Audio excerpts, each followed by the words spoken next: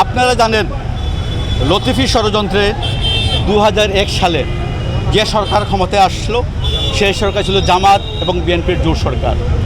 এরা এদেশে ক্ষমতায় বসে নৈরাজ্যের রাজনীতি, অপরাজনীতি, সন্ত্রাসের রাজনীতি, বোমাবাজের রাজনীতি শুরু করলো। তারা আফগান স্টাইলে এই দেশ থেকে স্বাধীনতার সপক্ষ শক্তিকে ধ্বংসের পরিকল্পনা গ্রহণ করেছিল, যার ফলশ্রুতিতে আমরা দেখছি সিলেটে শাহজালাল মাজারে বোমাবাজি, আনোয়ার চৌধুরী বেটি সাধুর উপর বোমাবাজি, মহানগর আওয়ামী লীগের সভায় 7ই আগস্ট 2004 সালে আমরা আহত হয়েছিলাম, নিহত হয়েছিলেন আমাদের ইব্রাহিম ভাই।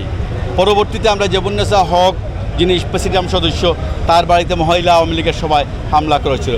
টিলাগড়ে বদরুদ্দিন আহমদ কামরান ভাইকে একটা টুর্নামেন্টে গ্রেনেড ছোড়া হয়েছিল, যেটা বিস্ফোরিত হয় নাই। সবই একই সূত্রে গাথা।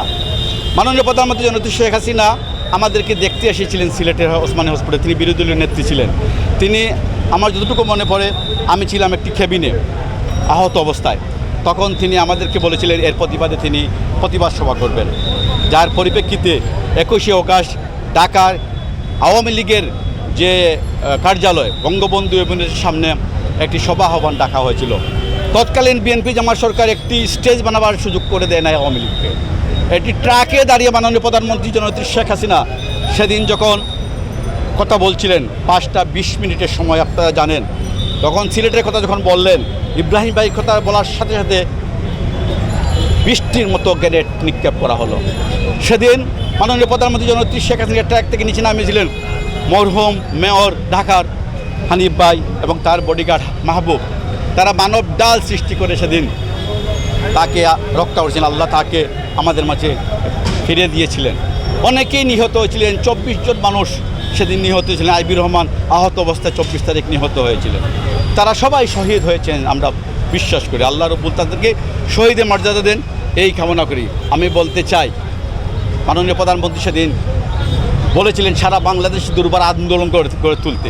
তারই পরিপ্রেক্ষিতে আমরা দেখি পরের বছর আগস্ট মাসের 17 তারিখ সারা বাংলাদেশের শুধুমাত্র মুন্সিগঞ্জ জেলা ছাড়া 64 ডিস্ট্রিক্টে তারা 63টা ডিস্ট্রিক্টে 64 মধ্যে 63টা ডিস্ট্রিক্টে তারা বোমা হামলা চালিয়েছিল। সিলেটেও কোর্ট সহ বিভিন্ন জায়গায় হয়েছিল। জালাকাঠিতে 2 জন বিচারক শহীদ হয়েছিলেন। এর বিরুদ্ধে মানুষ ঐক্যবদ্ধ হয়েছিল। 2008 নির্বাচনে মাননীয় প্রধানমন্ত্রীকে ভোট দিয়ে উন্নয়ন, শান্তি, সম্প্রীতি, অগ্রগতি রাজনীতি সুপ্রতিষ্ঠিত হয়েছে। অর্থাৎ মাননীয় প্রধানমন্ত্রী জননেত্রী শেখ হাসিনার নেতৃত্বে তাদের বিরুদ্ধে আইনি প্রক্রিয়ার মাধ্যমে অনেকেরই ফাঁসি হয়েছে। সিলেটে যে গ্রেনেড হামলা হয়েছিল তারও বিচার হয়েছে। মুফতি হান্নান, বিপুল সহ অনেকেরই ফাঁসি হয়েছে। বাংলা ভাই আব্দুর রহমানের ফাঁসি হয়েছে। তৎকালীন স্বরাষ্ট্রমন্ত্রী বাবর সহ অনেকেই জেলে আছে। আমরা বিশ্বাস করি শেখ হাসিনার হাতে যতদিন এই স্বদেশ আছে ততদিন এই দেশ শান্তি এবং অগ্রগতির একটা আবাসভূমি হিসাবে সুপ্রতিষ্ঠিত থাকবে। আমরা চাই সমৃদ্ধির বাংলাদেশ, উন্নয়নের বাংলাদেশ, স্মার্ট বাংলাদেশ করার জন্য আগামী ডিসেম্বরের পর অথবা 24শে জানুয়ারিতে যে ইলেকশন হবে, শান্তির সপক্ষে বাংলার মানুষ শেখ হাসিনাকে ভোট দিবে এবং নৈরাজ্যের বিরুদ্ধে বাংলার মানুষ ঐক্যবদ্ধ বলে আজ মাননীয় প্রধানমন্ত্রী জননেত্রী শেখ হাসিনা এটা সফল বাস্তবায়ন করতে পেরেছিলেন। নৈরাজ্য আজকে এই বাংলাদেশে নেই বললে চলে। আওয়ামী লীগের প্রতিটি নেতাকর্মী বোমাবাজদের বিরুদ্ধে, নৈরাজ্যের বিরুদ্ধে, অশান্তির বিরুদ্ধে, অপরাধীদের বিরুদ্ধে ঐক্যবদ্ধ আছে। আজই তার প্রভাব মহানগর আওয়ামী লীগের এই সভা।